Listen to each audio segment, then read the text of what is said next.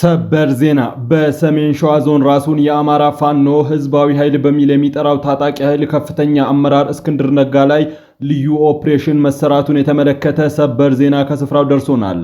እስከ ፍጻሜው ከኛ ጋር ከሆናችሁ ዝርዝሩን ተሰሙታላችሁ። በተመሳሳይ በአማራ ክልል ከፍተኛ የብልጽግና አመራር በታጣቂዎች ተገድለዋል።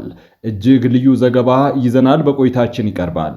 ኢትዮጵያ ውስጥ መከላከል በሚቻሉ በሽታዎች ምክንያት በየሰዓቱ 25 ሰዎች ህይወታቸውን እንደሚያጡ ታውቋል። ሰፋ ያለ ዘገባ ይዘንበታል። የኢትዮጵያ ብሔራዊ ባንክ የተለያዩ ግለሰቦችንና ተቋማትን አስጠነቀቀም።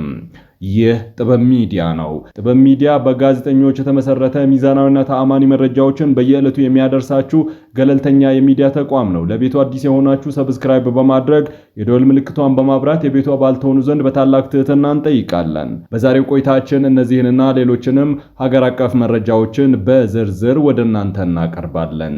በቅድሚያም የቢዝነስ ዘገባዎቹን አስቀድመን ወደ ዝርዝር ዘገባዎቹ እናልፋለን። ለዕለታዊ እንቅስቃሴ ይረዳችሁ ዘንድ የዕለቱን የውጭ ሀገር ገንዘቦችን ዕለታዊ የምንዛሬ ዋጋ በተለያዩ ባንኮች እንነግራችኋለን። በዳሽን ባንክ አንድ የአሜሪካን ዶላር 147 ብር ከ2 ሳንቲም ሲመነዘር የአውሮፓ ዩሮ 170 ብር ከ8 ሳንቲም ይመነዘራል።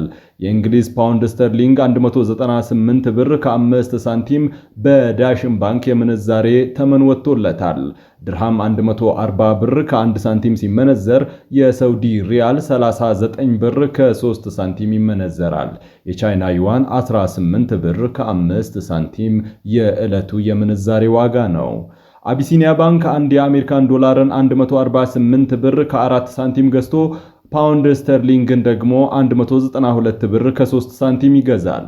የአውሮፓ ዩሮን 172 ብር ከ3 ሳንቲም ሲገዛ ድርሃምን 40 ብር ከ7 ሳንቲም ይገዛል።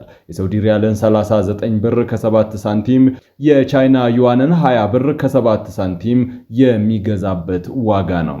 ህብረት ባንክ የዕለቱ የምንዛሬ ዋጋ ዶላር 147 ብር ከ6 ሳንቲም፣ ፓውንድ ስተርሊንግ 196 ብር ከ6 ሳንቲም፣ ዩሮ 170 ብር ከ9 ሳንቲም ነው።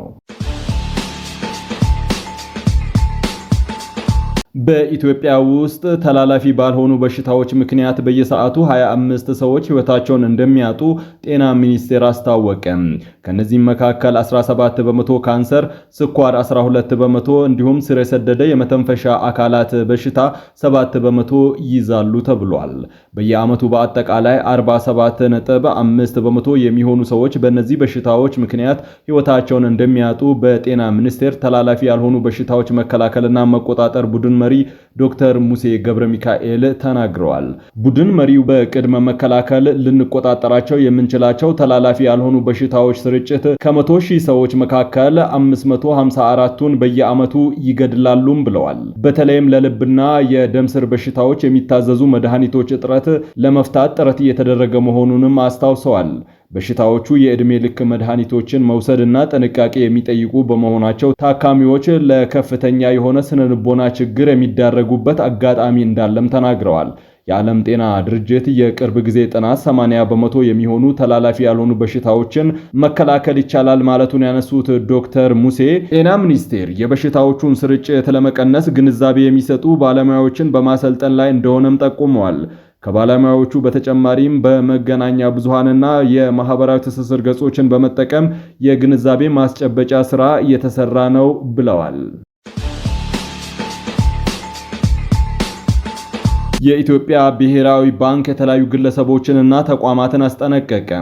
የኢትዮጵያ ብሔራዊ ባንክ በአዋጅ ቁጥር 1359/2017 በተሰጠው ስልጣን መሰረት ባደረገው ምርመራ ቁጥራቸው ቀላል የማይባሉ የባንክ ደንበኞችን በዋናነት የንግድ ድርጅቶችና ግለሰብ ነጋዴዎች ለንግድ ስራቸው ተብሎ ከተከፈተውና በሚመለከተው ግብር ሰብሳቢ ተቋም ካስመዘገቡት የባንክ ሂሳብ ውጪ የግል ባንክ ሂሳባቸው ወይም ሶስተኛ ወገን የባንክ ሂሳብ ተጠቅመው የተለያዩ የንግድ ግብይቶችንና የገንዘብ እንቅስቃሴዎችን እየፈጸሙ መሆናቸው ማረጋገጡን ገልጿል።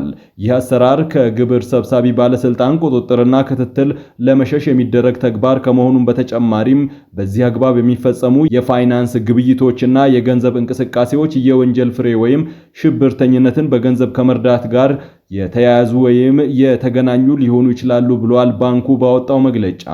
እነዚህን መሰል ተግባራትን ለመክታት አስፈላጊውን የተቀናጀ እርምጃ እንዲወሰድ መወሰኑን የኢትዮጵያ ብሔራዊ ባንክ የግልና የሶስተኛ ወገን የባንክ ሂሳብ አጠቃቀም ዙሪያ ባወጣው መግለጫ ገልጿል።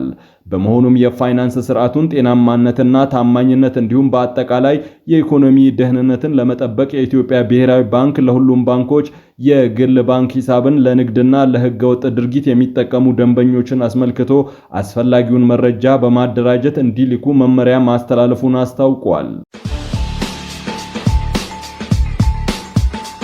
በኢትዮጵያ ማህበራዊ ሚዲያዎች ላይ አንድ ግብፃዊ ዲፕሎማት በኤርትራ በኩል ወደ ትግራይ ክልል ገብተው ከመሪዎች ጋር ሲነጋገሩ ያሳያል በሚል በስፋት ሲዘዋወር የነበረው ቪዲዮ ሙሉ በሙሉ ሐሰተኛ መሆኑን ኤኤፍፒ የፋክት ቼክ አስታወቀም። በቪዲዮ ላይ የታዩት ግለሰብ ዲፕሎማት ሳይሆኑ ለሕክምናና ጤና አገልግሎት ወደ መቀሌ ያቀኑ ዶክተር አርቪንድ ማርቫር ጃንጊንድ የተባሉ ታዋቂ የህንድ የአጥንት ቀዶ ሕክምና ሐኪም መሆናቸው ተረጋግጧል። ይህ ሐሰተኛ መረጃ የተሰራጨው በኢትዮጵያና በኤርትራ እንዲሁም በግብጽ መካከል የዲፕሎማሲያዊ ውጥረት በነገሰበት በዚህ ጊዜ ነው። የትግራይ አመራሮች ከኢትዮጵያ ተቀናቃኞች ጋር በድብቅ እየሰሩ ነው የሚል የተሳሳቱ ተረክቶችን ለመፍጠር ያለመ እንደሆነ ነው የተገለጸው። ኦክቶበር 16 2025 በማህበራዊ ሚዲያ ላይ የተለቀቀው ይህ አጭር ቪዲዮ የትግራይ ክልል ፕሬዝዳንት ታደሰ ወረደን ጨምሮ ሌሎች አመራሮች ሲነጋገሩ የሚያሳይ ነው። ቪዲዮውን ያሰራጩት ወገኖች በግለሰቡ ላይ ቀስት በማድረግ የግብጽ አምባሳደር የሚል መግለጫ አስፍረውበታል። ይህ ከኢትዮጵያ መንግስት ይሁንታ ውጪ የግብጽ ዲፕሎማት በኤርትራ በኩል ወደ መቀሌ ገብቷል የሚል ስሜት እንዲፈጠር በማድረግ በቅርቡ በኢትዮጵያና በኤርትራ መካከል በተፈጠረው ውዝግብና በህዳሴው ግድብ ዙሪያ ከግብጽ ጋር ባለው አለመግባባት ላይ ተጨማሪ ውጥረት ለመፍጠር ተሞክሯል ነው የተባለው። ኤኤፍፒ እውነታ ማጣራት ቡድን ባደረገው ምርመራ ቪዲዮ የሚያሳየው ህንዳዊው አርቪንድ ጃንጊንድ መሆኑን ከብዙ ምንጮች አረጋግጫለሁ ብለዋል። ጃንጊንድ ራሳቸው ለኤኤፍፒ በሰጡት ምላሽ በቪዲዮ ላይ የሚታዩት እርሳቸው መሆኑን አረጋግጠዋል። ከትግራይ አመራሮች ጋር ጉዳት የደረሰባቸውን ታካሚዎች ሕክምና በተመለከተ ስንወያይ ነበር ብለዋል። ቪዲዮ የተቀረጸው በመቀሌ በሚገኘው ደጀን ሆስፒታል የሕክምና ዘመቻ መክፈቻ ስነ ስርዓት ላይ መሆኑንም ገልጸዋል።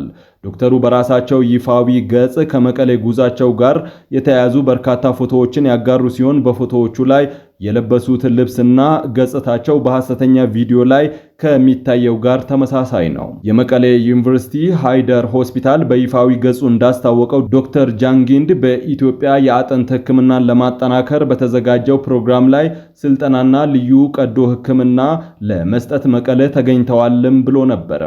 በመሆኑም በቪዲዮ ላይ የታዩት ግለሰብ ዲፕሎማሲያዊ ተልዕኮ የነበራቸው ግብፃዊ ሳይሆኑ ለሰብአዊና ሕክምና አገልግሎት ወደ ትግራይ ክልል ሄደው ሕክምና ሲሰጡ የነበሩ ሐኪም ናቸው ነው የተባለው።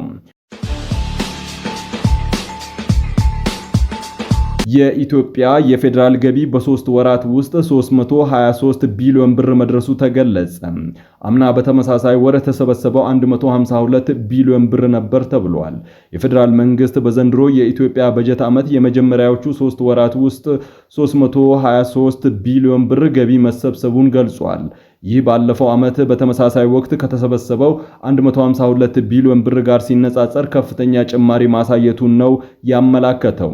ይህንን ያሳወቁት የፕላንና ልማት ሚኒስቴር የሆኑት ዶክተር ፍጹም አስፋው ሲሆኑ መግለጫውን የሰጡት የመንግስት የ2018 የኢትዮጵያ በጀት ዓመት የ100 ቀናት አፈጻጸም ሪፖርት ባቀረቡበት ወቅት ነው። በበጀት ዓመቱ መጀመሪያ 3 ወራት ወቅት ኤክስፖርት 1.2 ቢሊዮን ብር የአሜሪካን ዶላር ሲያስገኝ የቡና ኤክስፖርት ደግሞ 673 ሚሊዮን ዶላር ማስገኘቱን ሚኒስቴሩ አስታውቀዋል። በውጭ ከሚኖሩ ኢትዮጵያውያን በሐዋላ በህጋዊ መንገድ ከተላከ ገንዘብ የተገኘው የውጭ ምንዛሪ 2.3 ቢሊዮን ዶላር መሆኑን ጠቁመው ቀጥተኛ የውጭ ኢንቨስትመንት ደግሞ 961 ሚሊዮን ዶላር ማስመዝገቡን አስታውቀዋል። በሰሜን ሸዋ ዞን በሚንቀሳቀሰውና በእስክንድር ነጋ በሚመራው የአማራ ህዝባዊ ኃይል ታጣቂ ላይ ልዩ ኦፕሬሽን መፈጸሙን የመረጃ ምንጮች አስታውቀዋል። ይህ ኦፕሬሽን የታጣቂ ኃይሉን ከፍተኛ አመራር አቶ እስክንድር ነጋ ላይ ያነጣጠረ እንደነበረ ነው የተገለጸው። እስክንድር ነጋ ይኖርበታል ተብሎ የሚጠበቀው ቀጠና ከበባው ውስጥ ገብቶ ልዩ ኦፕሬሽን መሰራቱን ለማወቅ ተችሏል። በጸጥታ ኃይሎችና በታጣቂዎች መካከል ለሰዓታት የዘለቀ በከባድ መሳሪያ የታገዘ ከባድ የተኩስ ልውውጥ ተደርጓልም ተብሏል። በኦፕሬሽኑ በእስክንድር ነጋ ላይ የደረሰ ጉዳት ለመኖር አለመኖሩ ይህ ዘገባ እስከተጠናከረበት ጊዜ ድረስ የታወቀ ነገር የለም። በተመሳሳይ በሰሜን ሸዋ ዞን በአንጾቂያ ገምዛ ወረዳ በጨቅጨቅ ቀበሌ ህዝብ በሚዘርፉ ታጣቂ ቡድን አባላት ላይ የኮማንዶ ሬጅመንት ጥምር ጦር የተቀናጀ እርምጃ መውሰዳቸውን የሬጅመንቱ አዛዥ ሻለቃ ተስፋይ በላይነህ አስታውቀዋል። በተወሰደው እርምጃ በርካታ የፋኖ ታጣቂ ኃይል አባላት የተገደሉ መሆኑን እንዲሁም የነፍስ ወከፍ መሳሪያና ከሞት የተረፉ የታጣቂ ኃይል አባላት መማረካቸውን አዛዡ መናገራቸውን መከላከያ ሰራዊቱ አስታውቋል። 50 አለቃ ያሬድ በታጣቂ ኃይሉ ብርጌድ አዛዥ፣ ትዕዛዙ ጣሰው የብርጌድ ምክትል አዛዥ፣ እንዳለ ጎፈሬ የብርጌዱ ዘመቻ፣ ተመስገን ጸጋው ሻለቃ ዘመቻ ኃላፊ፣ ጸጋዬ አመዘነ የብሬን ረዳት በጥቃቱ መገደላቸውን አስታውቀዋል። በቀጣይም የሰላም ጥሪ ባልተቀበለው የፋኖ ኃይል ላይ የሚወሰደው እርምጃ ተጠናክሮ እንደሚቀጥል ገልጿል ሲል የዘገበው መከላከያ ሰራዊቱ ነው። በተመሳሳይ በምዕራብ ሸዋ ዞን በሜታ ውልቂጤና ሜታ ሮቢ ወረዳዎች ተሰማርቶ ግዳጁን እየተወጣ የሚገኘው የ6ኛ እዝ ተፈራ ክፍለ ጦር በርካታ የኦሮሞ ነጻነት ሰራዊት አባላትን በመደምሰስ መሳሪያና ተተኳሽ በቁጥጥር ስር መዋሉን የክፍለ ጦሩ አዛዥ ኮሎኔል ጸጋዬ በርሄ ተናግረዋል። ክፍለ ጦሩ በወሰደው እርምጃ 56 የታጣቂ ኃይሉ አባላት ሲደመሰሱ ክላሽ፣ ኋላ ቀር መሳሪያ፣ የክላሽና የብሬን ጥይት፣ የእጅ ቦምብ፣ በርካታ የክላሽ መጋዘኖች በቁጥጥር ስር ማዋሉን አዛዡ ገልጸዋል ሲል የዘገበው መከላከያ ሰራዊቱ ነው። በተመሳሳይ የሸዋሮቢት ከተማ ሰላምና ደህንነት ኃላፊ አቶ ለማ ወንድፍራው ከነ አጃቢዎቻቸው መገደላቸውን የፋኖ ታጣቂ ኃይል አስታውቋል። ኃላፊው የተገደሉት ዛሬ ማለዳ በሸዋሮቢት ከተማ 03 ቀበሌ መሃል አስፋልት ላይ በተከፈተባቸው ተኩስ መሆኑን ታጣቂ ኃይሉ አስታውቋል። ከዚህ በፊትም በርካታ የሸዋሮቢት ከተማ የሰላምና ጸጥታ ኃላፊዎች በተሾሙ ጥቂት ጊዜ ውስጥ በተመሳሳይ ሁኔታ መገደላቸው የሚታወስ ነው። ክቡራትና ክቡራን የጥበብ ሚዲያ ቤተሰቦች ለሰዓቱ የመራረጥናቸው ዘገባዎቻችን በዚህ አብቅተዋል። ከኛ ጋር በመሆን መረጃን ከጥበብ ስለተከታተላችሁ ከልብ እናመሰግናለን። ጥበብ ሚዲያ በጋዜጠኞች የተመሰረተ ሚዛናዊና ተአማኒ መረጃዎችን በየዕለቱ የሚያደርሳችሁ ገለልተኛ የሚዲያ ተቋም ነው። ለቤቱ አዲስ የሆናችሁ ሰብስክራይብ በማድረግ የደወል ምልክቷን በማብራት የቤቱ አባል ትሆኑ ዘንድ በታላቅ ትህትና እንጠይቃለን። ሰላም።